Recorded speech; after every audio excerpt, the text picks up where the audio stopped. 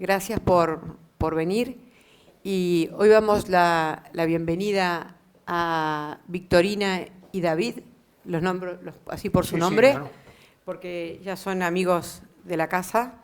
Además, han venido varias veces y David es exalumno, así que para nosotros también es un orgullo que siga, y profesor, sí, y también. No. Pero es un orgullo que sigan colaborando, ¿no? Y para él, por lo que siempre cuenta, le gusta que lo invitemos y volver a la escuela. Gracias también a los profesores que han intervenido, como Jesús Salido y Yadiel Toro, que han intervenido para asociar esta charla a diferentes asignaturas. Ellos vienen de, bueno, nunca sé muy bien los nombres de las empresas porque hay muchas, pero bueno, es de Tecnobit y Cyperbit. ¿Cómo se dice? Cyperbit. Cyperbit, el grupo OESIA. Son empresas muy comprometidas con nuestra escuela, que desde el inicio de los Forte, que ya llevamos la edición número 20 y pico, han ofrecido prácticas y la posibilidad de hacer trabajos fin de grado, por lo cual estamos muy agradecidos. Y hoy, bueno, nos van a contar un poco de lo que hacen y de que es una empresa siempre puntera y que realmente es un gusto para nosotros que podéis estar aquí. Y bueno, nos van a hablar hoy de metodologías de diseño digital con FPGAs y casos prácticos y demás. Así que, bueno, espero que disfrutemos todos. Bueno, pues gracias Marcela, yo soy David y como bien ha dicho, bueno, tengo mucho cariño a la escuela porque yo fui alumno como vosotros y estuve también de profesor. Entonces, bueno, la idea de esta charla, lo primero es, aparte de contaros la metodología de diseño con FPGAs que seguimos en la empresa, es también daros un poco la visibilidad de la empresa para que sepáis qué se hace, qué ámbitos se puede trabajar y demás, ¿vale? Entonces, bueno, no sé si me va a llegar, que te lo tengo aquí en el pincho, disculpadme. Bueno, un poco por aquí. ¿Vale? Bueno, este es el índice de lo que vamos a contar, pero bueno, es un poco lo que ha dicho Marcela. Les daros alguna pincelada de lo que hacemos en las distintas partes de la empresa, contaremos la metodología y luego nos iremos a casos prácticos, como por ejemplo tenemos aquí una camarita que es nuestra Castor Z o la Horizon, le hemos puesto los dos nombres, pero bueno, y luego os enseño qué es y en qué consiste, ¿vale? Bueno, antes de nada, para aclarar lo que decía Marcela, nosotros formamos parte de un grupo ESIA. El grupo ESIA es como nuestra empresa, de la cual por debajo de ella hay 4 marcas registradas. Está Tecnobit, Cyperbit, UAV Navigation y Easter. Tecnobit principalmente se centra en tema de defensa y seguridad. Cyperbit, pues en tema de ciberseguridad y cifrado, ¿vale? UAV Navigation en temas de navegaciones con vehículos no tripulados y Easter con comunicaciones satelitales, ¿vale? Pero bueno, entonces, a modo así de resumen y demás, bueno, decir que es una multinacional española 100%, el puntero va regular. Joder. Espera. Si no se lo puedes pasar. No te preocupes, lo paso por aquí y ya está. ¿Vale? Pues déjamelo si quieres.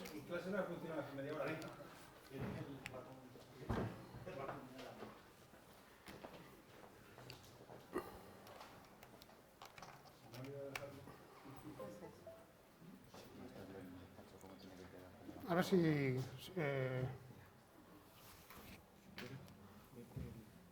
hacia arriba no va.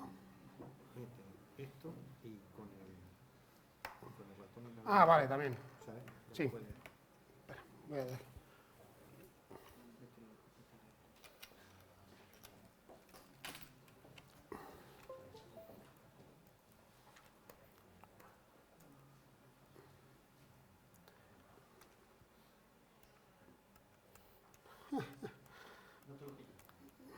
La tecnología no está conmigo hoy. Bueno, no pasa nada, no os preocupéis. Vale, bueno, pues como os digo, a modo de resumen, pues somos una empresa que tiene 19 sedes repartidas por distintas partes del mundo, sobre todo centralizadas en España, pero bueno, tenemos en Latinoamérica, en otras partes de Europa, en Oriente Medio, ¿vale? Y bueno, por suerte o por desgracia, en Valdepeñas tenemos una de ellas, ¿vale? Luego os contaré un poquito lo que tenemos ahí en Valdepeñas. ¿vale? Aparte de las 19 sedes, trabajamos con clientes de 40 países, ¿vale? Bastante internacional y todo vinculado a distintos tipos de productos que, bueno, os daré una pequeña pincelada, ¿vale? Entonces, principalmente en nuestra empresa nos dividimos como en dos áreas principales. La parte digital, que es la que está más orientada a las TIC, que es la parte de la que no formamos parte ni Victorina ni yo, y de la parte industrial, que como os he comentado, está muy orientada al tema de defensa y seguridad, ¿vale? Y dentro de defensa y seguridad trabajamos en todos los ámbitos posibles: tierra, mar, aire, espacio y ciberespacio, ¿vale? Entonces, bueno, los principales clientes que tenemos, de esos 40 países que os he comentado, pues en nuestro área, que es la parte industrial, hay clientes tan importantes como la Armada, Airbus, Navantia, Indra, Telefónica, etcétera, ¿vale? E incluso clientes de Emiratos Árabes, de Brasil y demás, ¿vale? Entonces, bueno, de cara a qué hacemos en cada una de las áreas, pues voy a dar alguna pincelada rápida de proyectos que se están abordando actualmente o se han abordado en la empresa y que han sido, pues, casos de éxito, ¿vale? Por ejemplo, en tierra hay, si os dais cuenta, toca muchos temas. Toca parte de optrónica, de simulación, display, comunicaciones tácticas, comunicaciones seguras, un montón de cosas, ¿vale? Entonces, por ejemplo, de cara a la optrónica, os voy a poner dos ejemplos. Este es un carro de combate que se está haciendo a nivel entre distintos países europeos, y nosotros como Tecnobit lo que le vamos a dotar al carro de combate es de una visión periférica 360 utilizando estos cacharritos que son cámaras infrarrojas. Ahora os enseñaré una mucho más grande, veremos qué es una cámara infrarroja y qué características tiene, pero bueno, la idea es que un cacharrito de estos repartido en distintos puntos del carro proporciona a través de un display al conductor una visión 360 en cualquier condición climática, ¿vale? De noche, de día, con niebla, con cualquiera, ¿vale?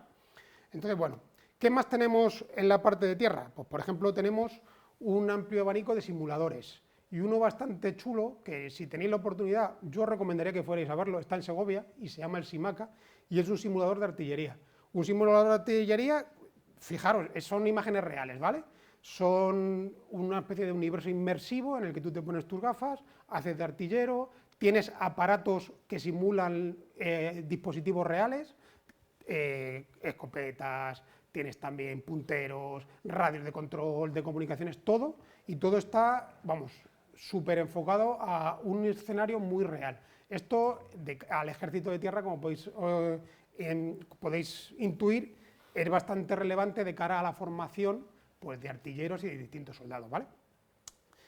¿Qué más? Bueno, pues otra cosa que es bastante común y que además aplica en los demás ámbitos, no solamente en tierra, hay algunos que, como os digo, aplican a más ámbitos, pues son las comunicaciones tácticas, ¿vale? Esto también es muy importante de cara a los escenarios en los que se puedan encontrar los distintos clientes que tenemos, para poder comunicarse de manera segura entre ellos, entre tierra, mar, aire, estaciones fijas centralizadas, etcétera, ¿vale?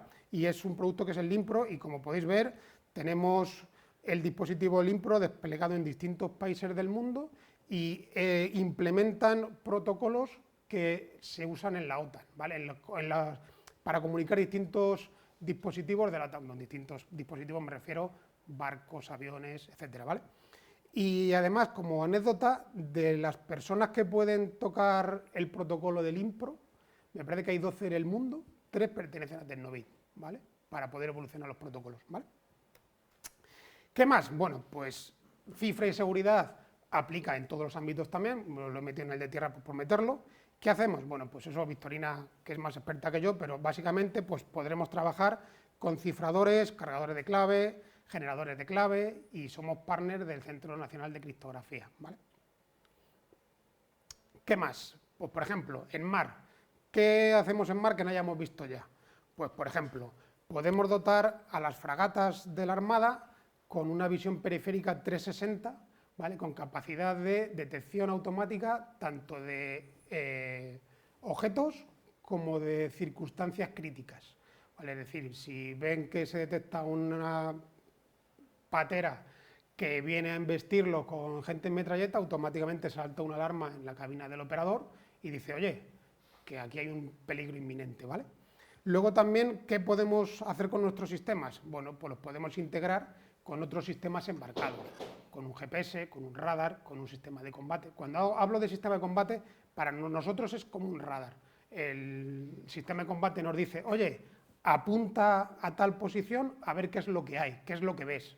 Puede ser pues, una falsa alarma, puede ser un barco pesquero, puede ser un avión, lo que sea, ¿vale? También nos integramos con sistemas de la competencia. Por ejemplo, este es el sistema, no sé si lo conocéis, el sistema CRAU de Indra, que es un sistema antidrón, ¿vale? Entonces, para nosotros el sistema CRAU es como un radar también. Nos dice, oye, ¿qué hay en esta posición? Nosotros miramos en ellos y si, por ejemplo, es un dron, pues lo que hacen es, a través de inhibidores, echarlo por tierra, ¿vale? ¿Qué más hacemos en la parte de mar? Bueno, pues aparte de la inteligencia de detección que hemos visto anteriormente, pues también se hace control de fronteras. Principalmente tenemos el control de fronteras en Tecnobit, ¿vale? En la parte del estrecho tenemos una estación fija en Tarifa y otra en Ceuta y se monitoriza todo el tráfico naval que pasa por el estrecho, absolutamente todo. Cuando digo todo, me refiero a barcos comerciales, narcotráfico, lanchas de personas, de pescadores, etcétera, ¿vale? Entonces, a la parte de Tarifa les viene muy bien, pues sobre todo, pues eso, para tener un control del estrecho, pero también a la gente de la Guardia Civil en la zona del Peñón de Gibraltar, toda la parte de, de Algeciras y demás, pues tenemos sistemas embarcados que les ayudan a detectar, sobre todo por la noche, traficantes por el mar, ¿vale? Otra función que tienen nuestros sistemas pues puede ser, por ejemplo, el rescate de gente en el mar. Es decir, nosotros en el mar ver una cabeza flotando en kilómetros de agua es muy difícil, pero en cambio con una cámara térmica, como veréis a continuación, puede ser un poquito más fácil. No es una cosa sencilla, pero puede ser un poquito más fácil, ¿vale? Entonces, de cara a controlar personas en el mar, desaparecidos, gente que se hayan caído de los cayucos y demás, pues también usamos nuestra optrónica y nuestra visión inteligente, ¿vale? Por aire, bueno, pues si os dais cuenta, bueno, voy un poco deprisa para darle paso a Victorina, que es la parte más importante, pero si os dais cuenta hay puntos en común. La ciberseguridad, las comunicaciones tácticas, tema de simulación, también está aplicado en todos los ámbitos, tanto de tierra, mar y aire, ¿vale? En aire, por ejemplo, uno de los proyectos estrella que tenemos en la empresa son los displays. Los displays son las pantallitas básicamente que ven los pilotos de los cazas, ¿vale? Y son todos los aviones nacionales, los F-18 y parte de los F-35, de los Eurofighter, tienen nuestros displays instalados. Los americanos hace poco también se han puesto en contacto con nosotros porque les gustaba el aspecto que tenía y lo que le habían dicho nuestros compañeros españoles, y igual hacemos trato con ellos también, ¿vale? ¿Qué más? Bueno, pues también hacemos, para tema de aviónica, validación de sistemas. El avión no solamente volar, el avión antes de volar tiene que pasar una ITV, por decirlo de alguna manera, antes de volar y después de volar. Entonces nosotros tenemos, pues, por ejemplo, en todos los cazas, gran parte de los helicópteros de combate y en algunos aviones comerciales, sí, de transporte, llevan bengalas para distraer posibles ataques. Un misil que venga, le disparan y lanza unas bengalas a modo de distracción, pues para intentar que intercepten con la bengala y no con el avión. Bueno, pues nosotros tenemos bancos de pruebas para verificar que el lanzador de bengalas se va a comportar de manera correcta. Si hay alguna bengala que no va a salir, pues porque esté averiado el canal, o que tarde más tiempo en salir de lo que se supone que está estipulado, ¿vale? También tenemos un banco de pruebas que valida la efectividad de esas bengalas, de esas contramedidas. ¿De qué manera? Nosotros tenemos que hacer, bueno, de hecho, si veis el cacharro si lo veis en persona es bastante impresionante porque es un camión y un remolque. Y esto que veis aquí es una plataforma móvil, ¿vale? En dos ejes, tiene el panel, se mueve en horizontal, y aquí, no sé si se llega a ver, hay una barra de espejos para poder movernos en elevación. ¿Qué hacemos con esto? En el momento que aparece un avión en imagen, empezamos a hacer un seguimiento automático de él, llega a un punto en el que dispara sus bengalas y con instrumentación de terceros veríamos si un misil impactaría o no en el avión, ¿vale? Todo de manera simulada, ¿vale? Entonces, bastante chulo también este proyecto.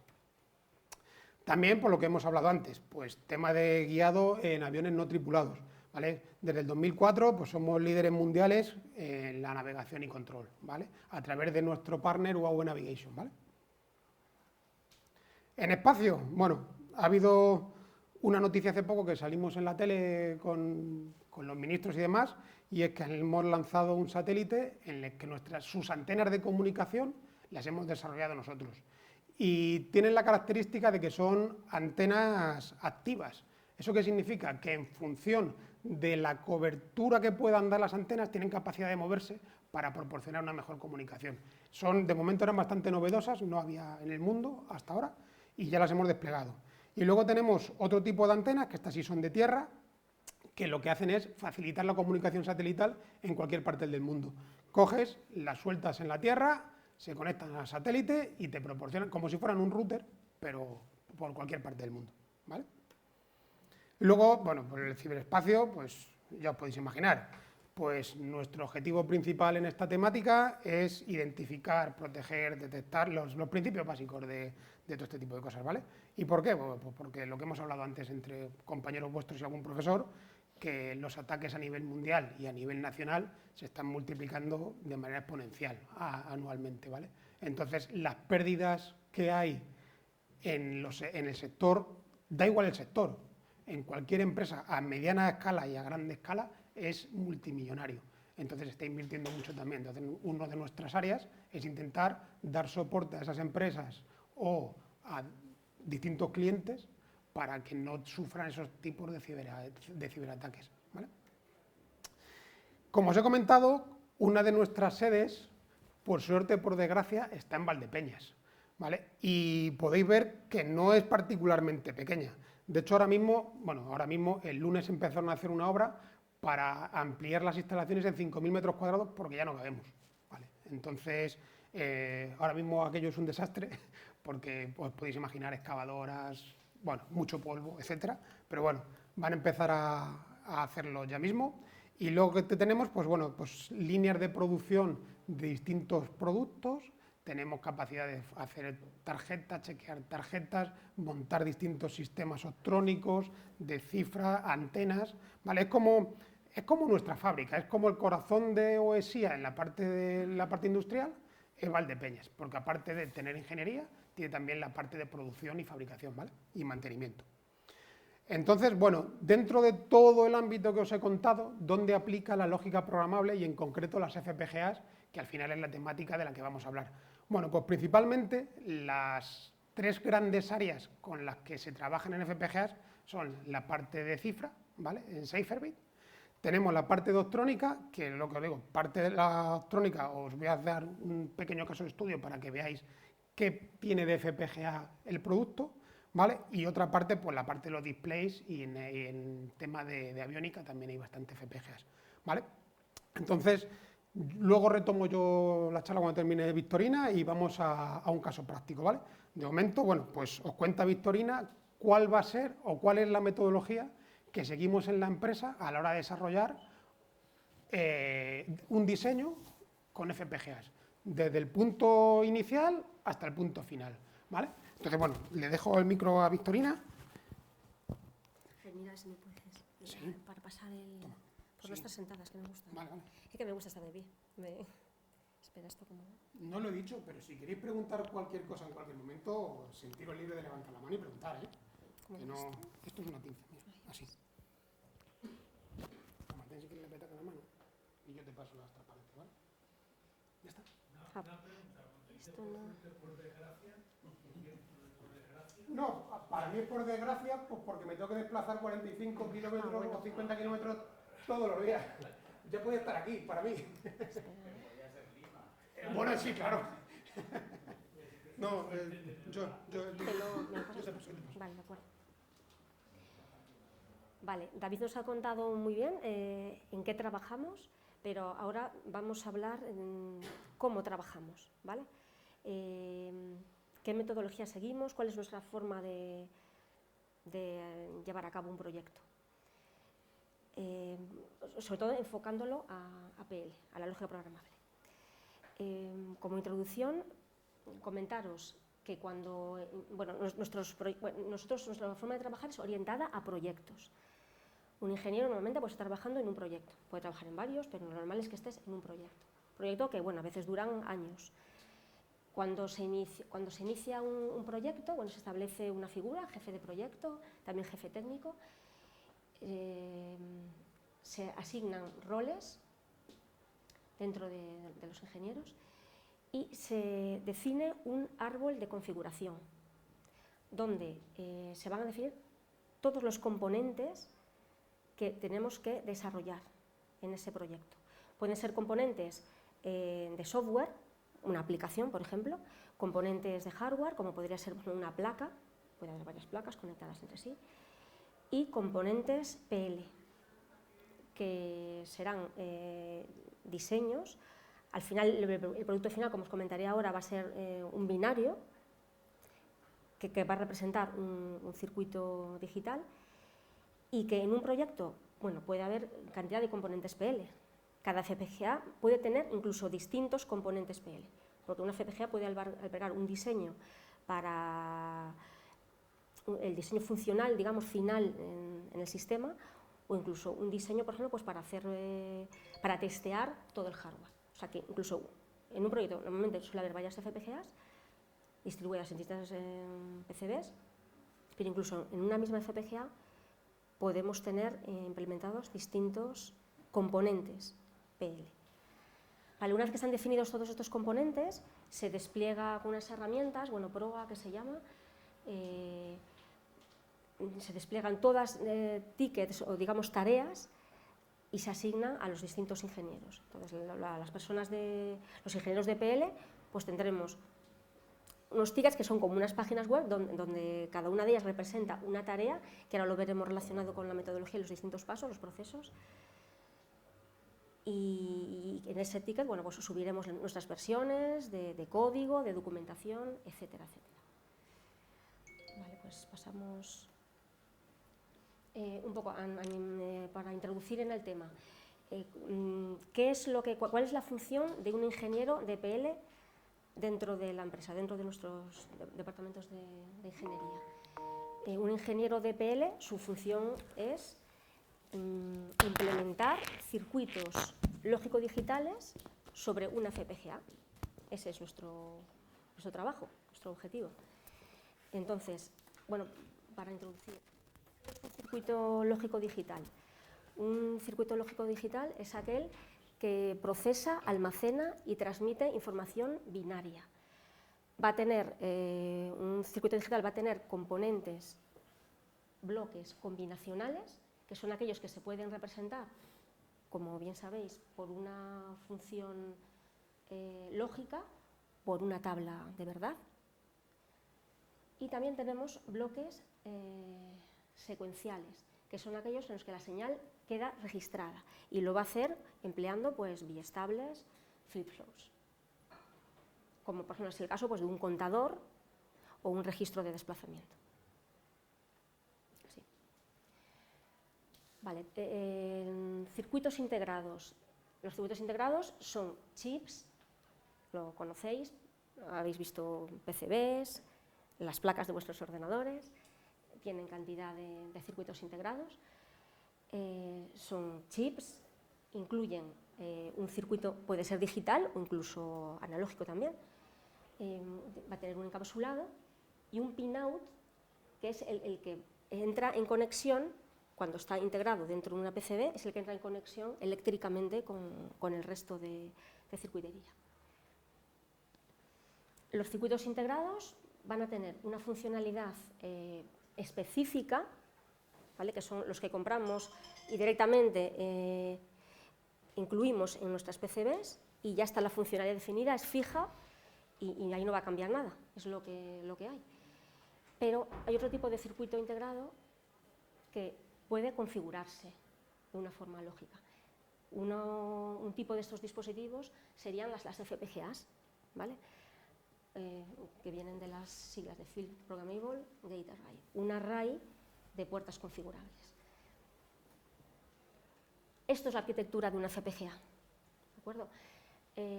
Los elementos más básicos de la FPGA van a ser las CLBs, celdas lógicas configurables, esto que veis aquí. Bueno, esto está dimensionado para poderlo dibujar, ¿vale? Luego, realmente, en la realidad, pues, hay muchas celitas de estas. Las FPGAs actuales, pues, ya son muy grandes y a veces es difícil de representarlas de una forma un poco visual.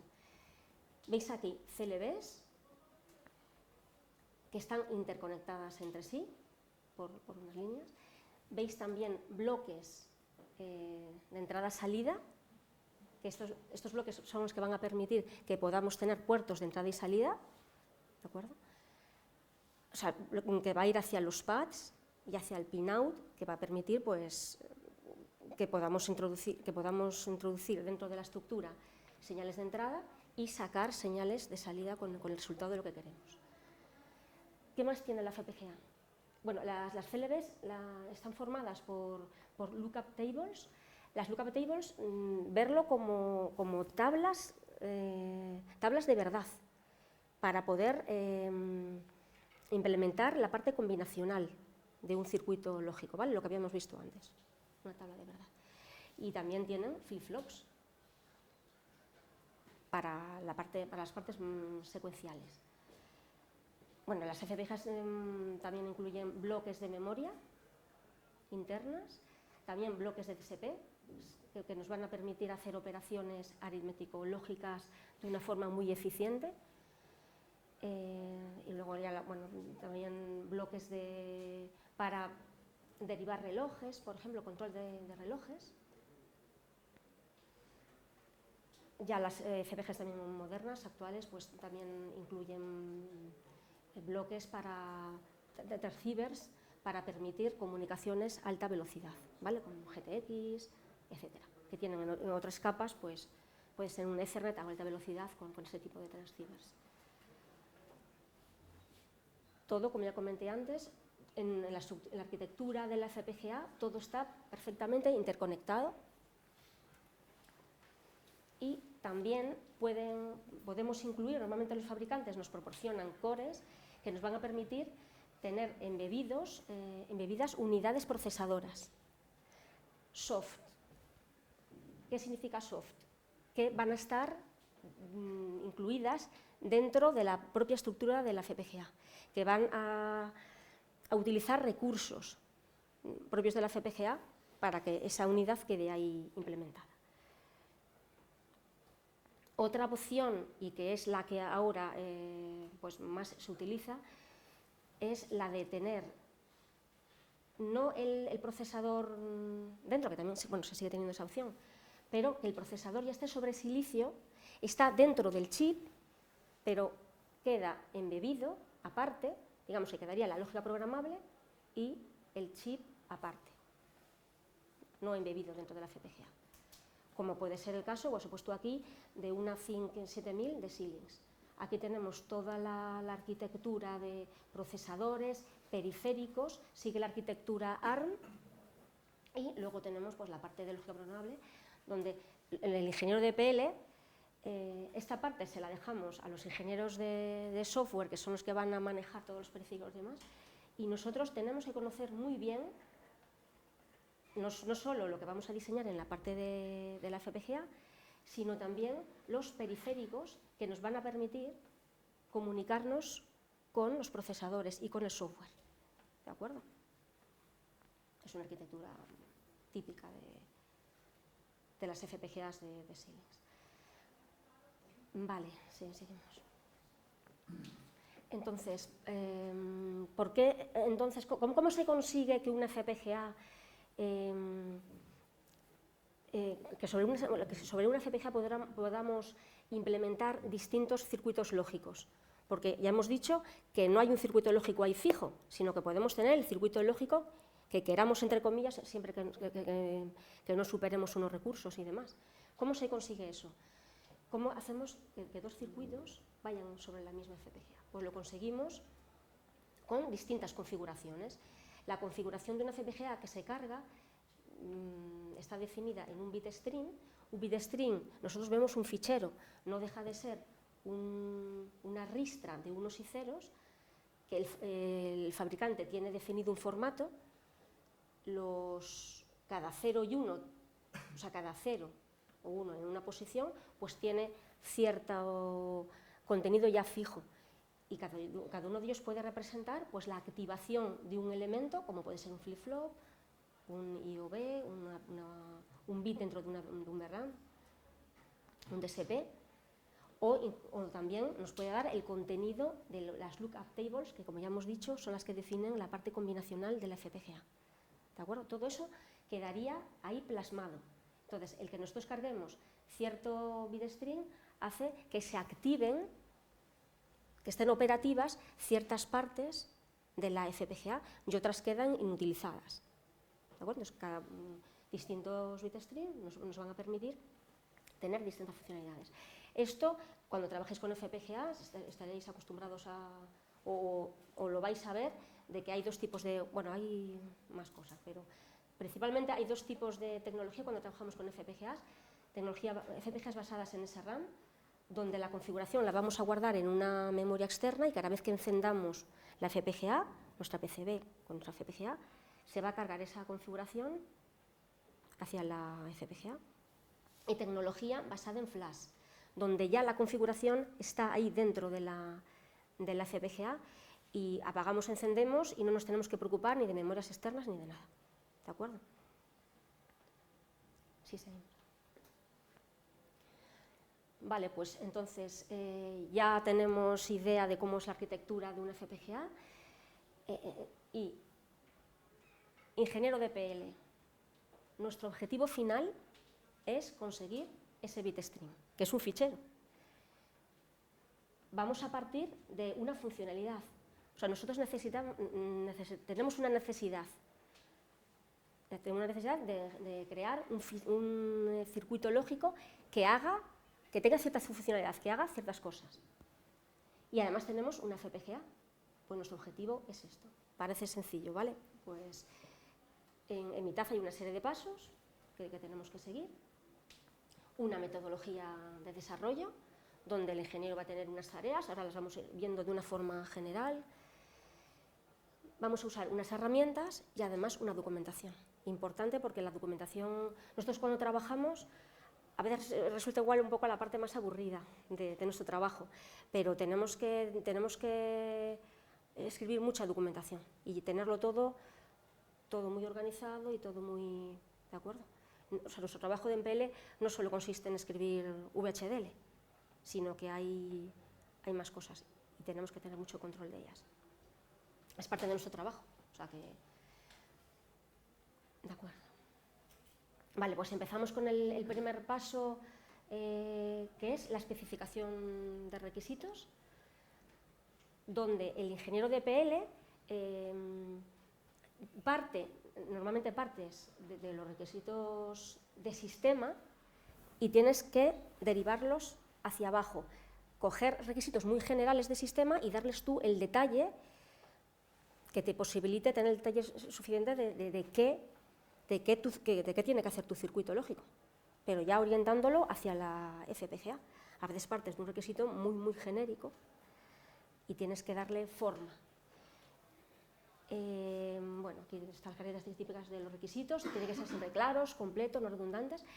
Y comentaros que nosotros en nuestra empresa usamos la herramienta DOORS para gestionar nuestros requisitos.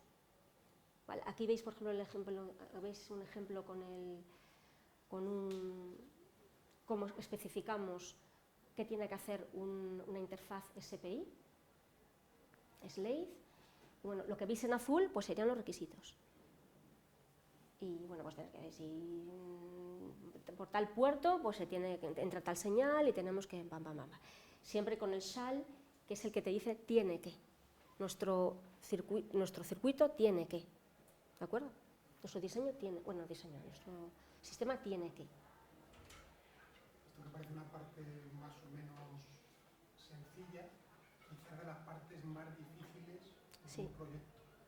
Desplegar y definir correctamente todos los requisitos y que sean lo suficientemente concisos para que luego no haya malas interpretaciones, rediseños y demás, es un trabajo no solamente para un ingeniero de PL, sino también lo tenemos que hacer por ingeniero de software, ingeniero de hardware, ingeniero a todos los niveles, ¿vale? Y el uso de esta herramienta, que ha nombrado Victorina 2, es una herramienta bastante fea, pero te permite tener trazabilidad entre un requisito y cómo se valida ese requisito. Habrá un documento parecido al de requisitos, que es un documento de validación. Entonces tú, para decir que el requisito con un identificador 10 se ha verificado, se ha aprobado y se ha verificado, pues tendrás otro documento que te diga, oye, este requisito se ha aprobado así y el resultado ha sido el correspondiente, ¿vale? Sí. Cierto es que DORS, al principio, cuando empiezas a trabajar con ella, es una herramienta un poco antipática, pero luego yo reconozco que luego tiene un potencial enorme, ¿eh? En el momento ya que le pillas el truquillo ya, y la trazabilidad y todo, o sea, es que de una forma muy cómoda puedes ir, y las jerarquías, bueno, la verdad que sí que está muy bien. Es un poco lo que le cuesta a la gente, igual cuando empiezan es lo que le suele costar un poquillo. Vale, diseño. Ya tenemos los requisitos especificados, escritos, y ahora empezamos ya con el diseño. Cuando diseñamos en PL, ¿qué se entiende por diseño? Tenemos que modelar nuestro circuito, ya sabemos lo que tiene que hacer nuestro circuito. Ahora tenemos que decir cómo lo va a hacer eso, tenemos que modelar el comportamiento de nuestro circuito. Para ello, a ver, podemos utilizar esquemáticos. Hoy en día ya nos tenemos que ir ya, sobre todo para circuitos ya complejos, como es el caso, con los que trabajamos normalmente, tenemos que ir ya a un lenguaje de descripción de hardware. Yo aquí siempre lo digo, ya me pongo ya muy pesada, todos los años lo digo, lo de que es un lenguaje de descripción de hardware. Un ingeniero de PL no programa realmente, ¿vale? VHDL no es un lenguaje de programación, sino que es un lenguaje de descripción, de modelado de hardware, ¿vale?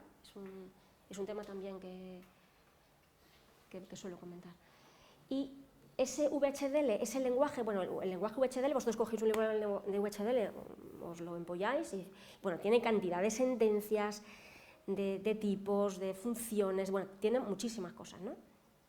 Pero cuando vamos a trabajar en un diseño que sea sintetizable, esto luego os comento, volvemos a ello, que sintetizable significa que lo tiene que pasar una herramienta. Luego os digo en qué consiste. Pues no vale todo el VHDL que vosotros os habéis mirado en ese libro, en esos apuntes, sino que en función de qué FPGA y de qué herramienta y demás, tiene que estar adaptado ese lenguaje que vosotros utilicéis, esas sentencias y demás. O sea, no vale todo, solamente aquella parte, aquel conjunto de cosas que se van a poder sintetizar, que va a entender esa herramienta. Y esto es un punto que, aunque aquí igual queda un poco así soso escrito, pero esta es una de las partes, de los puntos que más pericia requiere y experiencia en el ingeniero de PL. El saber qué te va a coger la herramienta, que va a interpretar bien lo que tú has escrito y que lo va a hacer de una forma correcta y eficiente. Vale, dentro de la etapa de diseño tendríamos diseño de concepto, conceptual, y diseño detallado. Son las dos etapas. En la primera etapa, diseño de concepto, definimos la arquitectura. También aquí, bueno, pues vemos un caso tenemos un bloque, un módulo top que va llamando y formamos un árbol de módulos. Está relacionada de forma jerárquica. Esto no sé qué pasa, ha salido esto aquí. No seré yo que he tocado algo. No seré yo que he tocado algo, ya no sé si...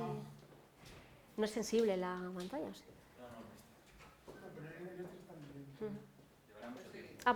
Vale. Sí.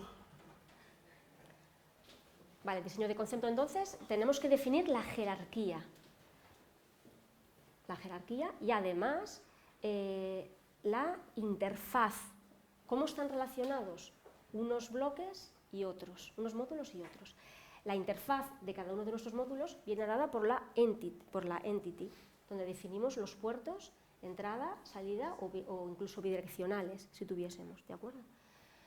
En el diseño de concepto también tenemos que tener en cuenta que unos bloques llaman a otros, y eso lo conseguimos con la instanciación de la llamada en un bloque de otro bloque inferior, ¿vale? Eso en VHDL pues también lo conseguimos de cierta manera. También en el diseño de concepto tenemos que tener en cuenta cores que ya están hechos, pueden ser de nuestras propias librerías. Según vas trabajando ya en muchos proyectos, vas generando librerías de cores que ya van a muchos proyectos y que reutilizamos, código nuestro que reutilizamos. Y también cores del propio fabricante. Puedes necesitar una FIFO, puedes necesitar cores de interconexión, puedes necesitar muchas cosas y te las proporciona el fabricante. Pues todo esto, digamos, entraría aquí, en hacer el listado de lo que vas a necesitar, de lo que tienes, ¿de acuerdo? Y de la arquitectura. Aquí comentaros que la arquitectura a veces que es un ejercicio complejo. Hay ciertos diseños que tienes que tener conectados muchas cosas, muchos bloques y puede resultar bastante complicado y tienes que estar ahí pensando a ver cómo lo vas a todo ahí a relacionar y a conectar. Vale. Y esta es la parte que más nos gusta a todos, ¿no? Que es el diseño de detalle. Ya vamos a modelar nuestro circuito. Para ello lo hacemos a nivel de RTL, Register Transfer Level, en el que tenemos que expresar con VHDL en cada ciclo de reloj qué es lo que ocurre. Nos van a llegar unas señales de entrada que vamos a leer, a evaluar, y además vamos a generar otras señales de salida hacia el siguiente bloque. ¿De acuerdo? Eso se llama RTL. Nosotros podemos, dados unos requisitos, podemos coger también puertas lógicas, podríamos hacerlo, describir un circuito lógico llamando a ANDs, ORs, puertas lógicas normales, y flip-flops incluso, de las librerías del fabricante. Pero imaginaros, en el momento que es un poco complicado, si es un contador o es una cosita muy sencilla, sí podemos hacerlo así. Pero cuando es una cosa compleja, irnos a ese nivel tan bajo a nivel de puertas, pues podría ser una locura. ¿Vale? Sí que puede ayudarnos a hacer cosas de estas para aprender a entender cómo funciona un circuito digital, pero en el momento ya que tenemos diseños muy complejos, pues los tenemos que pasar a esto, evidentemente. ¿De acuerdo? Es lo mismo que utilizar los esquemáticos para hacer un circuito. Para cosas sencillas sí, pero ya hay momentos en que ya tenemos que pasar a eso. Y luego la gran magia de las FPGAs es que en software estamos acostumbrados a de forma secuencial, tenemos también hilos y procesos, pero de forma secuencial nuestro programa va paso a paso. Aquí la magia es que tenemos muchas sentencias evolucionando en el tiempo y en paralelo, ¿vale? O sea, este proceso, aquí tenemos dos sentencias, el proceso este de aquí y esta asignación de señal. Pues digamos que este contador va a ir en paralelo a la generación de este pulsito que tenemos aquí, de esta señal que nos va a generar un pulso, y de esta asignación. Va todo en paralelo.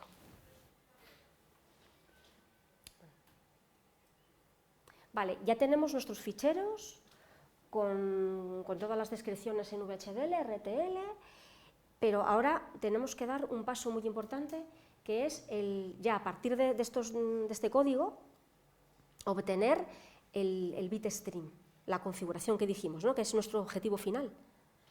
Entonces, ¿cómo lo conseguimos? A que ya el fabricante, hemos elegido una FPGA, bueno, la vamos a elegir ahora, y el fabricante nos va a dar unas herramientas.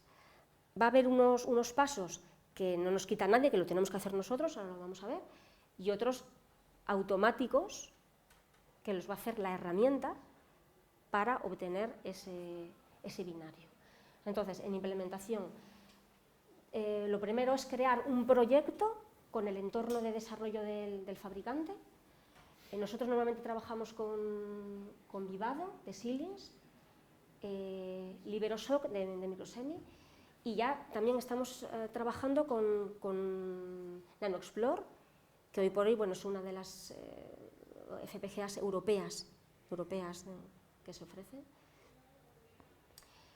y con la herramienta Impulse. Una vez que hemos creado ese proyecto con nuestro entorno de desarrollo, pues seleccionamos la FPGA con la que vamos a trabajar. Puede ser una Zing, una UltraScale. Estas son las FPGAs con las que trabajamos normalmente. Y tenemos que incluir los ficheros VHDL en nuestro código, incluir también códigos del fabricante, como os comenté antes, que también tenemos que tenerlo en cuenta. Por ejemplo, como veis aquí, pues aquí se añadimos a nuestro diseño una FIFO, que ya esta la proporciona el fabricante. Con una serie de características, venimos aquí, lo configuramos, lo instanciamos en nuestro código y ya tenemos una FIFO para poder utilizar. Aquí, importante, este inciso también es muy importante en relación a lo que os comenté antes, de que, por ejemplo, cuando utilizamos System on Chip, SoCs, en donde tenemos un procesador aparte sobre silicio, como pueden ser las Zing que vimos, pues ya comentamos que los GES de PL tienen que tener en cuenta en su diseño, tienen que tener en cuenta y en la implementación qué van a conectar, cómo se van a conectar con el software o con ciertos periféricos. Aquí tenéis, por ejemplo, en la parte de PL tenéis 2 cores, lo he intentado poner de una forma muy genérica, ¿vale? 2 cores en donde por ejemplo, necesita una comunicación AXI Memory Map. Bueno, estos son buses que permiten la comunicación bien entre cores o bien entre PL, un core de PL y la parte procesadora. Los buses AXI, hay 3, es un estándar, por lo que comentamos, para permitir intercambio de información, y hay 3 tipos de buses AXI. El Memory Map, que es el más genérico, que nos va a permitir hacer transferencias muy grandes de datos de PL hacia el exterior, bien hacia una memoria, normalmente son transferencias muy grandes de datos. El AXI Lite, o Lite, bueno, es más de tipo goteo, que se utiliza más para control, enviar comandos. Si aquí tenemos, imaginad aquí un sumador, pues desde el software le puede pasar parámetros por esta vía, AXI Lite, al core, le puede pasar parámetros y le puede dar una orden de decir, empieza, y cuando tengas el resultado me avisas con una interrupción, y ya el software va a recoger ese resultado que ha dejado en unos registros AXI. ¿De acuerdo? O sea que el AXI Lite está más orientado a comandos, a operaciones muy concretas. Y luego también está el AXI Stream, que es para flujo interno dentro de la FPGA, para flujo de datos entre cores. Se utiliza, por ejemplo, mucho en optrónica en vídeo, en cadenas de vídeo, que va pasando, se van haciendo en procesado de vídeo, pues se va pasando de unos bloques a otros y se hace a través de ese stream. Además, bueno, los cores pueden estar relacionados con el exterior a través, ya hemos visto, del pinout. Esta foto te da también GPIOs, los EMIOs que se llaman, es otra forma de comunicarte. Serían las distintas formas habituales que tenemos de comunicarnos, porque el PL necesita entradas, necesita salidas, necesita una comunicación con el exterior o con el software, ¿vale? No está aislado, no podemos entenderlo como algo aislado.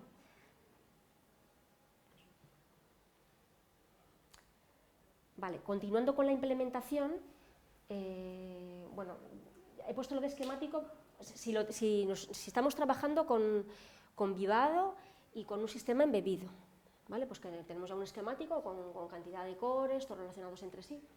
Si no, no sería necesario el esquemático, sino valdría con un top donde instanciamos distintos componentes. También son muy importantes las constraints del circuito, donde definimos el pinout y los tiempos, pues con qué frecuencias de reloj estamos trabajando, para no llevarnos sorpresas.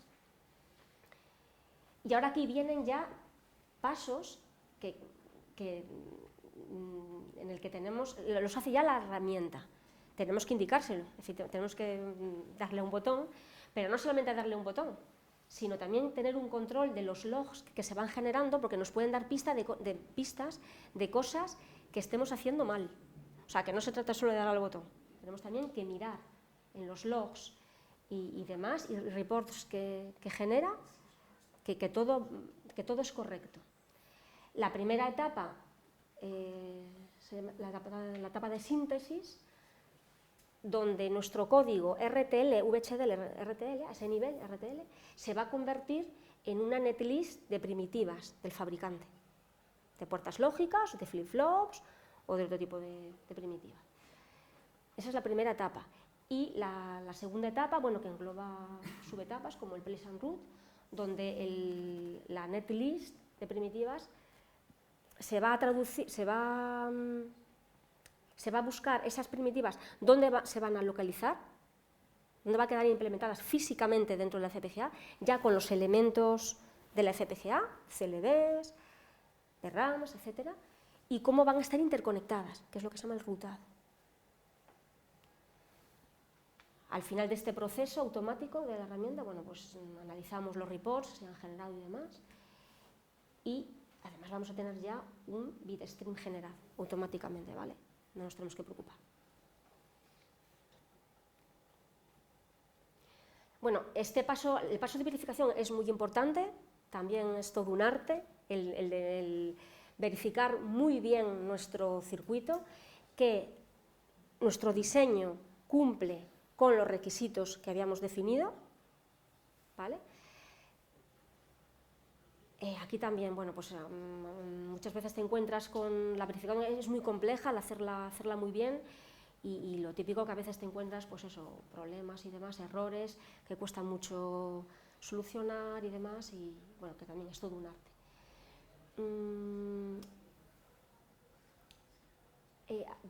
Normalmente para verificar utilizamos una herramienta de simulación. Tenemos primero que preparar un entorno, yo suelo llamar proyecto de simulación, en el cual vamos a tener una entidad sin puertos, en donde instanciamos un test bench. Un test bench es código VHDL, donde vamos a definir los estímulos que se van a inyectar a nuestro componente. Normalmente instanciamos el más top, porque ese luego va a llamar a los demás. Entonces, aquí definimos los estímulos, los inyectamos, y luego vamos a ver el comportamiento de señales, bien señales internas o de salida, para observar que el comportamiento del circuito es el que deseamos. El VHDL que se utiliza para la definición de esto no tiene por qué ser sintetizable. Entonces, de hecho, las sentencias como las sentencias wait for, wait until, que se utilizan mucho en simulación, no son sintetizables y podemos disponer de ellas. No, perdona, simplemente, ya voy rápido, comento simplemente esto. Fijaros aquí, utilizamos también DORS para la definición de procedimientos de test. Y posteriormente trazamos, o sea, cada requisito tiene que dar perfectamente trazado a un test en el que tú has comprobado que eso es correcto, ¿de acuerdo? Bueno, perdona, David, que te vuelvo loco. Y bueno, tenemos aquí puesta en la presentación aquí la etapa de verificación, pero la etapa de verificación abarca, digamos, todo el proceso de trabajo. Normalmente el procedimiento de test se suele definir cuando estás con los requisitos, haces ya un primer, igual no al 100%, pero ya tienes que definir el procedimiento de test. Y luego, según va evolucionando el diseño y demás, ya puedes empezar también con la simulación. O sea, que no es que la verificación se haga al final y ya está, sino que, aunque yo lo tenga ahí expresado como por pasos, puede ser una forma de trabajar incremental, donde haces un módulo, lo verificas, haces tu test, tu procedimiento de test, y luego pasas al siguiente y así.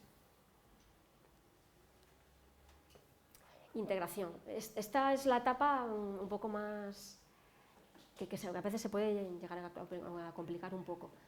Si hemos sido muy rigurosos, si hemos trabajado muy bien nuestros diseños, la verificación y demás, pues nuestra integración puede ir perfecta y rápido y demás.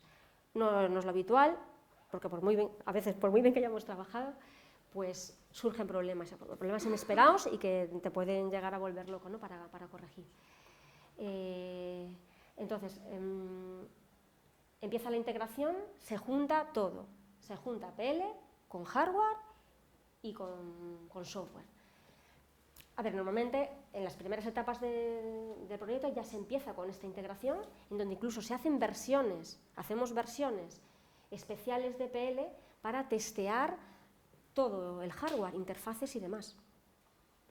En las etapas ya más avanzadas, ya pues con pruebas de sistema, en donde el software emplea el PL y ya, digamos, de una forma global se empieza a ver que el sistema en su globalidad funciona. Muchas veces también utilizamos prototipos con tarjetas de evaluación, porque no podemos esperar igual a que el hardware esté completo, fabricadas las tarjetas y demás, y ya empezamos a trabajar con tarjetas de evaluación. Y bueno, pues también es habitual que avanzada la integración nos encontremos con problemas y tengamos que recurrir, por ejemplo, a herramientas como el Chipscope. Este Chipscope es de Xilinx, ¿no lo he puesto? Y analizadores lógicos, en los cuales pues, puedes ya sobre la FPGA ver cómo se está comportando, pero ya en tiempo real, ahí sobre la FPGA, cómo se está comportando tu circuito. Y a veces ocurren cosas que no te esperabas y puedes solucionar errores de esta forma. Vale, esto un poco por acabar, comentaros la importancia que tienen las FPGAs en CipherBit. Bueno, CipherBit, nuestro objetivo son las comunicaciones seguras, equipos de alta seguridad, que vamos a poder transportar información clasificada sin que haya riesgo de que nadie nos ataque y pueda acceder a ella. ¿Por qué las FPGAs nos resultan tan útiles? ¿Por qué son tan útiles en nuestros sistemas? Bueno, primero, para que las comunicaciones sean seguras, uno de los mecanismos más utilizados es la criptografía. Cifrar la información antes de transportarla.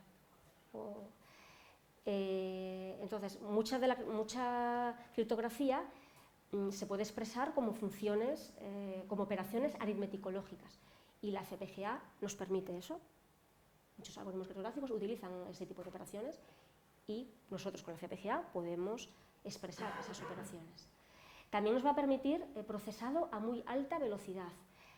Hay criptografía como la de curva elíptica, sobre todo asimétrica. La criptografía asimétrica es la que suele requerir más operaciones, y la criptografía postcuántica, que también estamos trabajando en ella, requiere muchísimas operaciones, operaciones muy pesadas, y requieren que el procesado vaya ligero, que vayamos a alta velocidad, ¿vale? Entonces, eso también nos lo posibilitan las FPGAs. Luego también que trabajemos en paralelo. Muchas veces, imaginar con un AES, podemos utilizar un AES para cifrar, pero nos exigen un cifrado a muy alta velocidad.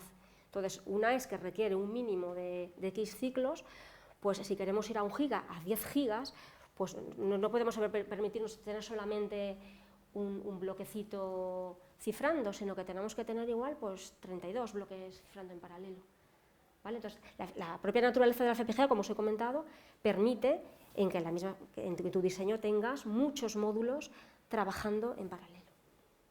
Es también una ventaja. Luego también nuestras arquitecturas van a estar más protegidas de posibles ataques o demás. Hay menos transparencia en la FPGA, ¿de acuerdo? Eso también es una ventaja. Y luego también la flexibilidad. Ya no digo a la hora de corregir un error, que suele ser lo típico, ¿no? De, ay, me he equivocado, ya al cliente le he dado el producto, hemos detectado un bug, igual que a cabo de unos meses, es mucho más sencillo, pues es sencillo corregirlo, siempre sin contar con el trastorno de tener que hacer una actualización, pero a diferencia de otros circuitos o de un ASIC o lo que sea. Pero además de eso, nos pasa que muchos sistemas, a la hora de certificar, ejemplo con el CCN, pues vienen y nos cambian cosas, esto es muy habitual, nos dicen, esto ya no es seguro y ahora tenéis que cambiar el algoritmo, tenéis que cambiar cierta medida de seguridad, entonces eso con una FPGA pues resulta pues muy flexible, pues lo cambias, rehaces tu diseño y no tienes que cambiar toda la parte de hardware y demás. Es también un punto a favor. Y esto es un poco lo que os quería contar. Ahora puedes continuar tú, David. Bueno, pues después de escuchar la Victorina, voy a enseñaros en qué consiste este cacharrito y qué aplicación tiene la lógica programable en un dispositivo real.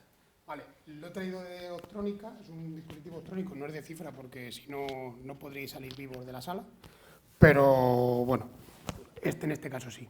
Vale, ¿qué es esta cámara? Bueno, pues esta cámara es una cámara infrarroja. No sé si estaríais familiarizados o no con el concepto de imagen infrarroja, pero si no, os voy a poner qué es una imagen infrarroja. ¿Vale?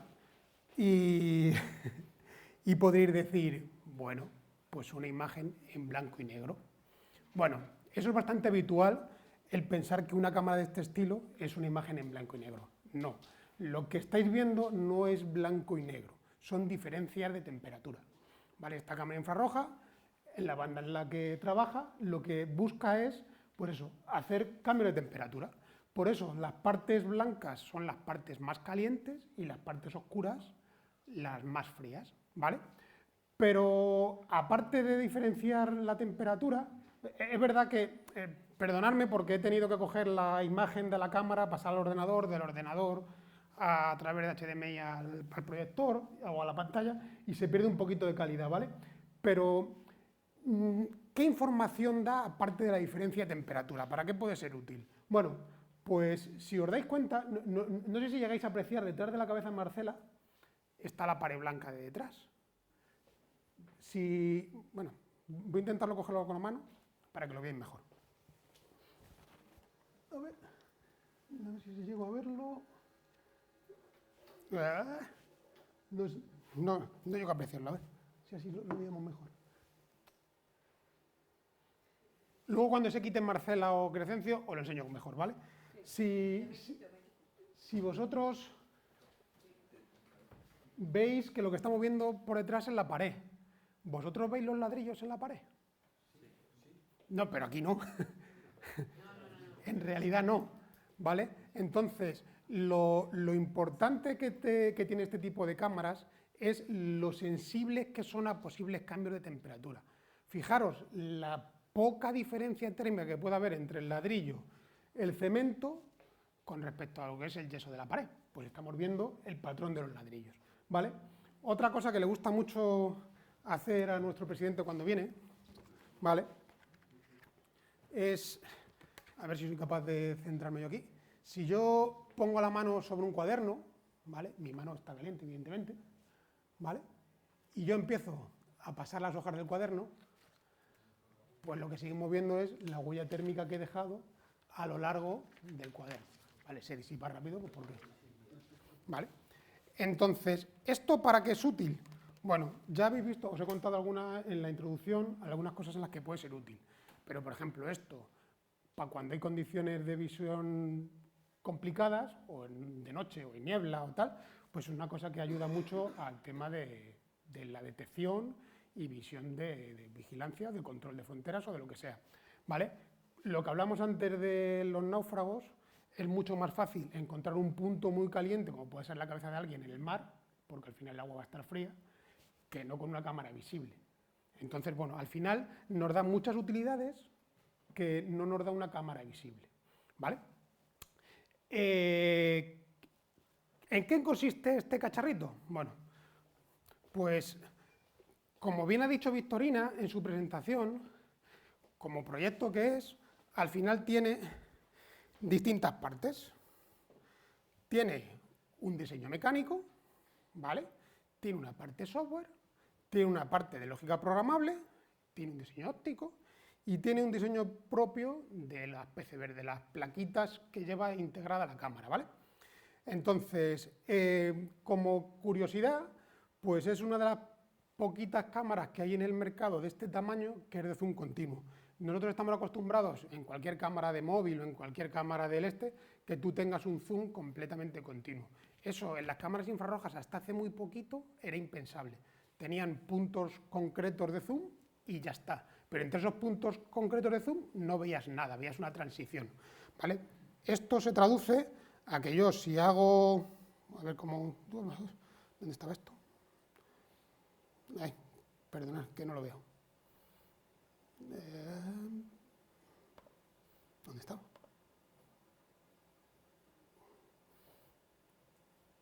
Si yo hago esto... Bueno, perdonad. Vale. Hacer las dos cosas a la vez me va a ser difícil. ¿Vale? Pero bueno, lo que hace es un zoom progresivo, ¿vale? Lo típico. Y otra cosa que es bastante particular en esta cámara es el tiempo de enfriamiento. Cuando hablamos de tiempo de enfriamiento, para que una cámara de infrarroja detecte cambios de temperatura tan chiquititos, hay que poner la fuente de la imagen a una temperatura muy baja, cercana al cero absoluto, menos 273 grados. Esto un poquito menos, ¿vale? ¿Por qué? Porque ante cualquier mínimo incremento de temperatura a esa temperatura, se detecta, ¿vale? Entonces, lo particular de la cámara, aparte del tamaño y el consumo, es que tiene un tiempo de enfriamiento muy chiquitito. Las cámaras convencionales están rondando en 6 minutos hasta que el sensor es capaz de dar imagen y esta tarda 1 minuto y medio, ¿vale? Entonces, de cara a un despliegue más rápido o para un uso más urgente, es una cámara bastante buena, ¿vale? Entonces, bueno, ¿qué tiene? Bueno, pues un poco lo que ha dicho Victorina. Tiene una parte software, en este caso está basada el diseño en las 4+1 vistas de UML tan clásica, ¿vale? Tiene, o podéis ver, pues tiene una parte de aplicación de control, ¿vale? La que va a hacer va a proporcionar la interfaz hacia afuera para comandarle cosas a la cámara y controlar el funcionamiento interno. Tiene un control de motores, tiene un componente que es un framework de desarrollo que utilizamos nosotros en la empresa, ¿vale? Tiene la parte del software base, porque esto está basado en un ARM y tiene de hecho un Linux integrado, ¿vale? Y luego tiene la parte de PL, ¿vale? Está desplegada sobre una Zinc, que ya os ha explicado Victorina la arquitectura, concretamente el software está corriendo sobre una ARM, y la parte de PL, pues bueno, pues ahora os enseñaré en qué consiste el PL y para qué se utiliza en este dispositivo, ¿vale? Contaros que el PL en este dispositivo básicamente se utiliza para el tema del procesado de vídeo, porque si nosotros cogiéramos la imagen que viene directamente del sensor que nos proporciona la imagen, veríamos un manchurrón gris, completamente gris, no veríamos absolutamente nada. Entonces, ¿qué hay que hacer? Pues hay que pasar esa imagen por una serie de filtrados, ¿vale? Entre ellos, bueno, decirle a cada píxel, porque no todos los píxeles en este tipo de sensores tienen la misma ganancia, cuánto tienen que sumarle para ver un determinado color o cuánto tienen que sumarle a otro, o restarle, ¿vale? Hay una serie de procesado para eso, pues para decirle qué ganancia tiene que tener cada punto de la imagen. Luego también hay un filtro de backpíxeles, porque estos por fábrica es muy difícil que vengan limpios de backpíxeles. Entonces hay un filtrado que se les quita los backpíxeles. Luego tiene también una uniformidad de ganancia, es decir, una vez que ya a cada píxel le he dicho qué ganancia tiene que tener, pues lo suyo es que tengan algo delante de temperatura uniforme para que todos se calibren, ¿vale? Yo tengo mi ganancia, pero con respecto a algo uniforme tengo que hacer tanto incremento, tanto decremento, ¿vale? Luego tiene filtro de temperatura, tiene escalas, tiene redimensionados, se le pueden meter sintéticos en la imagen, simbología, pues una cruz en el centro, se le puede poner la temperatura del sensor, etcétera, ¿vale? Y luego tiene los cores que proporcionan los distintos formatos de salida del vídeo, ¿vale? Todo esto es muy importante que se haga en PL por una restricción de tiempo. Esta cámara saca 50 frames por segundo, significa que hay una imagen cada 20 milisegundos. Si tengo que hacer todo el procesado de cada imagen que me va sacando el detector en 20 milisegundos, o lo hago con un FPGA o estoy perdido, ¿vale? Entonces, concretamente en esta, la latencia de la cadena de vídeo completa tiene que ser inferior a 10 milisegundos, ¿vale? Perdón, David, no sé cuánto más te queda, pero bueno, tenemos 10 minutitos para terminar porque tienen clase. Vale. Podemos hacer Voy rápido. 5 minutos de preguntas. Vale. Perdona, No, tranquila, no, gracias. ¿Vale? Entonces, bueno, la parte de PL en este tipo de dispositivos, como podéis ver, es bastante crucial. No solamente, como os digo, hay parte de PL, hay diseño de PCBs, hay diseño de cableados, hay diseño mecánico para el tema de las ópticas, hay diseño óptico para ver cómo los distintos reflejos, la entrada de la luz, cómo se va a comportar el sensor, ¿vale? Entonces, es bastante importante saber que, bueno, que la parte de PL, como bien ha dicho Victorina, hace de interfaz entre la parte del software y la parte del hardware. Entonces, la integración es una parte vital porque al final va a validar la parte de software y la parte de hardware, ¿vale? Entonces, otro ejemplo que tenemos en la empresa bastante típico y que algunos de vuestros compañeros ya lo han utilizado en algún TFG, pues es el Argo 15. El Argo 15 es un sistema embarcado que contiene en esta parte de aquí una cámara infrarroja, aquí una cámara visible normal y un telémetro láser. Lo que pasa que va estabilizada, lleva una plataforma para estabilizar la imagen, ¿vale? Entonces, el desarrollo de PL en este sistema está basado en una FPGA ya bastante viejecilla, es una Virter 5, pero tiene un montón de cores, como ha dicho Victorina, algunos propios del fabricante y algunos propios desarrollados por Tecnobit, que básicamente lo que hacen es pues, controlar sensado de sensores, bien de temperatura, de humedad, etcétera. Tiene también el control del giróscopo para la estabilización, tiene también cores que nos van a permitir controlar la posición de los motores para indicar hacia dónde está apuntando el Argos, tiene opciones para hacer seguimiento automático, también tiene un core para agilizar todo el tema de seguimiento automático, etcétera, ¿vale? Entonces, al final lo que queremos haceros ver es que en la parte de PL es otra parte fundamental a la hora de hacer este tipo de sistemas, ¿vale? Muchas veces pensamos que solamente vamos a trabajar con un ordenador y punto, habrá veces que sí, y habrá muchas veces en las que no, ¿vale? Entonces, bueno, simplemente eso. Y viendo un poco, y haciendo ya un poco publicidad de lo que de nuestra empresa, es, bueno, deciros que desde el 2021 estamos en la lista Forbes como una de las 50 mejores empresas nacionales en las que es un best place to work, ¿vale? Y que lo que buscamos de todos vosotros y en general de toda la gente que trabaja, pues es creatividad, es proactividad, es capacidad de análisis, compañerismo para poder trabajar en equipo, para que al final este tipo de productos salgan, ¿vale? Entonces, bueno, pues al final, ¿dónde apuntamos? Pues a gente como vosotros, ¿vale? ¿Qué perfiles, o lo podéis hacer una idea en base a lo que ya hemos visto, qué perfiles se suelen utilizar o se solemos buscar en la empresa? Bueno, perfiles software, evidentemente, para hacer diseño, implementación, validación de la parte de software, nuevos diseños, evolucionar los productos, mantenerlos, customizarlos para clientes específicos. La parte de PL, pues bueno, pues como ha dicho Victorina, pues para cubrir desde el punto de la especificación de requisitos hasta la integración, verificación y demás. La parte de hardware, bueno, pues diseño de tarjeta, de PCBs, análisis de fallos, capacidad de integración también.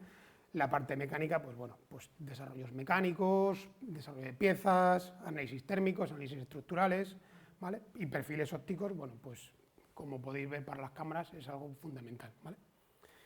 Y poco más, así que sobre todo agradeceros la asistencia y si queréis preguntar, acercar a ver el cacharro, preguntar curiosidades del cacharro. No me ha dado tiempo a contaros algún chascarrillo, pero bueno, luego lo cuento si queréis.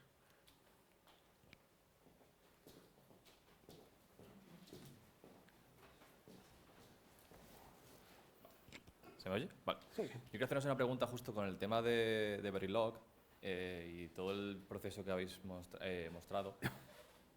Según vuestra opinión, ¿en qué parte del proceso sería más eficiente actualmente aplicar tecnologías de IA generativa para ya sea validar, desarrollar o crear código para incluso la optimización de hacerlo más rápido, incluso para, junto con un ingeniero, poder desarrollar mejor código?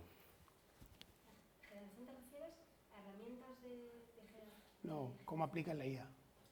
Sí, IA generativa. La inteligencia artificial. La inteligencia artificial, la IA. En la empresa, a ver, en el caso del desarrollo de PL, la IA todavía no está implantado porque al final son diseños que no es tan sencillo. Te pueden ayudar en desarrollar distintas partes o distintas partes de la algoritmia, Claro. ¿vale? Pero es en ese punto en el que se puede aplicar la IA aquí. No hay mucho más, ¿vale? Entonces, a la hora de desarrollar algoritmos o partes de algoritmos, sí pueden ser muy útiles. A efectos de tal y como está actualmente el estado del arte, lo que vosotros veis, ¿a cuántos años veis que se pueda ya, digamos, normalizar ese uso? Pues rápido porque esto es, vamos, va a la velocidad de la luz. De hecho, ya hay un departamento de IA en la empresa para otras temáticas distintas, pero ya hay conceptos, análisis de imagen y todo este tipo de cosas con la IA, ya se está haciendo. Así que la implantación en la parte de desarrollo de PL será bastante rápida. Vale. Es decir, no te sé decir un plazo, pero seguro que es bastante rápida pues porque así lo va demandando Sí. la sociedad y el negocio. Vale, de acuerdo, muchísimas gracias. A ti. Y luego también otra parte es que, de hecho, hay herramientas, pero hay herramientas de generación de código actualmente, ¿sabes? Pero es cierto que, por ejemplo, para prototipado y para módulos muy concretos sí que puede recurrir a este tipo de herramientas, pero hay siempre partes de nuestros diseños que son muy elaborados, con una arquitectura muy compleja, ahí, no digo que en un futuro no se llegue a eso, pero No, va a llegar. todavía yo creo que queda. ¿Alguna otra pregunta? He cerrado esto. Aquí. ¿Tú tenías? Venga. Buenas. En primer lugar, bueno, enhorabuena, ha sido una charla muy interesante y bueno, es un orgullo que todo esto se haga aquí, en Ciudad Real, al final, bueno, Valdepeñas, en la provincia. La verdad es que es un orgullo que tengamos, por suerte, tengamos estas tecnologías y esta capacidad y este talento. Yo quería un poco, simplemente como habéis hablado de ARM durante toda la charla, y bueno, como sabéis, aquí tenemos un PERTE que colaboramos con vosotros, de hecho, en un máster en microelectrónica. Se está hablando ya del RISC-V, incorporar RISC-V por todo el contexto socioeconómico que hay, la geopolítica, y ya sabemos que ARM al final tiene su sede, creo que es en Irlanda, bueno, en Irlanda tiene oficinas y Reino Unido. Entonces, RISC-V lo estáis teniendo en cuenta para futuras versiones como una CPU integrada dentro del PL o ya sea dentro de un SOC, o todavía seguís confiando en ARM para estas tareas. Si no recuerdo mal, no han cambiado en los últimos. Pero por ejemplo, con Microsoft de momento no lo utilizamos como sistema de vida. Estamos de momento trabajando con Symbian. O sea, que todavía no. Vamos que sí, porque de momento puede que tengamos Vale, muchas gracias. Bueno, gracias también. Yo solamente era un comentario, porque no sé si al principio llegaba tarde. Hay algunos alumnos de primero, creo, ¿verdad? No sé si hay poquitos o algunos alumnos de primero. Sí, ¿no? Por ahí adelante se ve. Porque reconozco a algunos de sistemas empotrados. Entonces, simplemente decirles que no se asusten, porque están ahora comenzando. Con Inocente han visto probablemente tecnología de computadores, la base de circuitos digitales. Ahora en estructura de computadores con Xavi, que está por ahí, están viendo la base, ¿no? De pues, una máquina de estado, la CPU, etcétera, etcétera. Y esto no es magia, los conocimientos, si les gusta, si les llama la atención, los van a poder adquirir a lo largo de los 4 años y hay una, digamos, intensificación con unas asignaturas en concretas que ven todas estas tecnologías y todos estos lenguajes, también unidad optativa. Está Jesús salido por ahí el colega, que es diseño VLSI, en la que ven Verilog o VHDL, no me acuerdo. O sea, que no se asusten, que si les gustan, aquí en la escuela les podemos dar apoyo, que se acerquen a nosotros y, bueno, tanto David como Victorina David es compañero de aquí de la ESI y Victorina también ya conocida casi de la familia, pues que si tienen cualquier duda y quieren incorporarse, que están las puertas abiertas, que todavía queda un largo recorrido, pero que se puede hacer y aquí está el ejemplo. Os lo puedo contar, David. Sí, sí. Lejos de dar miedo esto, que pues, como bien dice Jesús, puede parecer complejo y no le resto razón, puede ser complejo, pero no deja de ser otra alternativa más.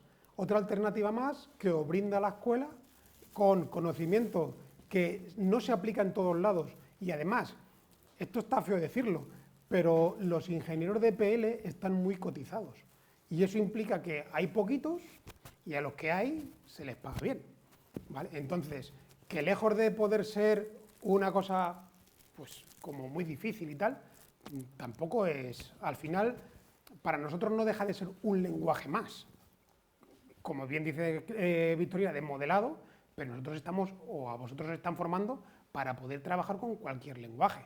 Bueno, ¿por qué VHDL no? Es otro más. Y como te digo, es otra alternativa, bien remunerada. Por suerte, en este caso, Tecnovida es una empresa que facilita y trabaja con FPGAs, que no hay muchas a nivel provincial, pero bueno, ahí está, es otra alternativa, como os digo.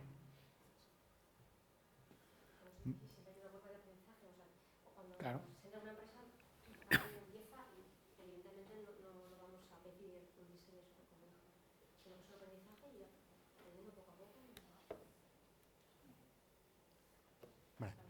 Gracias. Al principio habéis mostrado con todos los clientes que trabajáis y Sí. Las diferentes naciones con las que habéis hecho algo. Sí. ¿En algún momento se os ha presentado alguna situación en la que hayáis tenido que rechazar por algún motivo, digamos, de rivalidad entre clientes o algo del estilo? Más que rechazar, hemos tenido que modificar algún producto, ¿vale? Porque, por ejemplo, nosotros tenemos clientes israelitas y de Emiratos, y hasta hace bien poquito las relaciones eran bastante turbias, ¿vale? Entonces, por ejemplo, un equipo parecido al Argos 15 que os he enseñado, el de la plataforma giroestabilizada, se vende a Emiratos, ¿vale? Y el sensor que tiene la cámara infrarroja es israelita. Este de aquí es israelita y el que tiene el Argos también es israelita. Entonces, hemos tenido que modificar la cámara infrarroja para coger un detector, en este caso fue inglés, ¿vale?, para poder adaptarlo a un cliente específico. Pero rechazar como rechazar es difícil, ¿vale? Salvo, es lo que te digo, nosotros al final, por ética, por la empresa, nosotros no hacemos armas de ningún tipo. Entonces, la ética se restringe a, bueno, qué requisitos pone el cliente, en qué está contrario a los productos que ya tenemos nosotros, y si hay acuerdo, pues al final se modifica y se adapta. Es parte del desarrollo de la empresa también. Vale. Y de aquellas otras naciones, por ejemplo, que no hayan tenido nada con vosotros, supongo que a lo mejor tendrán algunas otras empresas a las que sí que irán. Respecto a estas otras empresas, ¿vosotros también tenéis relaciones con ellas? ¿Trabajáis con estas otras empresas o nada que ver? A ver, ¿te refieres en el sector? Es decir, Sí. por ejemplo, en el sector a nivel nacional hay empresas muy grandes, por ejemplo, Airbus, hay Navantia, está Atos, está toda la parte armada, que aunque no es una empresa como tal, para nosotros es un cliente, y al final hay colaboraciones entre las distintas partes de las empresas. De hecho, nosotros estamos trabajando con Indra para el visionado 360 del carro de combate que os he enseñado antes. Por ejemplo, es un ejemplo, ¿vale? Luego también el sistema antidrón es de Indra, y Indra ha utilizado nuestro equipo para integrarse con la optrónica, porque ellos tenían la capacidad de moverse, pero no tenían la capacidad de ver ese sistema. Entonces, al final hay colaboraciones y muchas veces hay subcontrataciones también. No pasa nada, no hay ningún problema. Nada, hombre. La última pregunta, que si no pregunta no se queda tranquila. Siempre pregunta. Muy buenas, sí, ya tardes, Victorina y David. Solamente es una pregunta de curiosidad, ¿vale? Dispara. ¿Cómo se está afectando todo el tema del contexto histórico que hay ahora mismo con todo el tema vamos, que ya no se menciona tanto, pero guerras a nivel europeo y guerras a nivel No europeo. mundial? No Vale. europeo. Pues nos está afectando positiva y negativamente, Sí. las dos cosas. ¿Por qué te digo? Gracias a los conflictos, al final, europeos y no europeos, la inversión en defensa va a ser mucho mayor, como lo habéis escuchado en las noticias, y algo nos caerá, porque es que, por suerte o por desgracia, nuestro ejército, nuestra armada, nuestro ejército del aire está completamente obsoleto. Entonces, toda esa modernización que tienen que hacer, se tiene que hacer con ese tipo de fondos, ¿vale? Con ese tipo de reinversiones.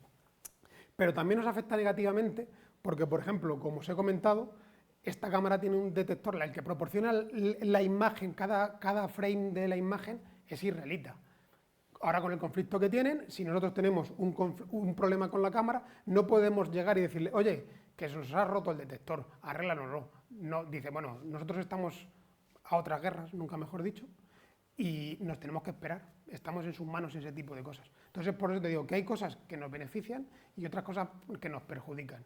Lo que tenemos que aprender, pues es lo que hemos hablado muchas veces, a intentar buscar la independencia tecnológica con otros países y potenciar toda la parte de desarrollo nuestro.